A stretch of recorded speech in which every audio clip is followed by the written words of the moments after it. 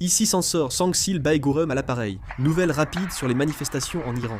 À Téhéran, un incendie a touché un bâtiment gouvernemental, apparemment causé par des manifestants. Dans la province de Fars, des manifestants ont pris une base des gardiens de la révolution. Des citoyens en colère ont forcé l'entrée principale. À titre d'information, selon les reportages d'une chaîne de télévision d'opposition iranienne, il y aurait jusqu'à 50 morts, rien que dans cette ville de Fars. Machhad, deuxième plus grande ville d'Iran, voit les forces de sécurité se replier face à la puissance croissante des manifestants.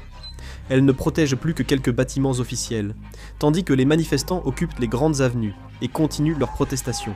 Machhad est la deuxième plus grande ville d'Iran, et la ville natale de Khamenei. À Ispahan, un bâtiment du corps des gardiens de la Révolution et le siège de la télévision publique ont été incendiés. Dans la province de Golestan, un incendie a touché un bâtiment du ministère de la Défense. Le gouvernement iranien a approuvé activement la répression armée contre les manifestants. Les forces de sécurité dispersent les manifestants à l'aide de mitrailleuses. Et à Téhéran, il a été confirmé que plusieurs manifestants ont été tués par des tirs de mitrailleuses. Il y a des vidéos, mais je n'ai pas pu les publier par peur de violer les règles. Voici la force des manifestants iraniens. Ils continuent de manifester dans les rues, réclamant le retour de la dynastie Pahlavi. Le mouvement est d'une ampleur considérable. De très nombreux citoyens se sont rassemblés. Les manifestations continuent.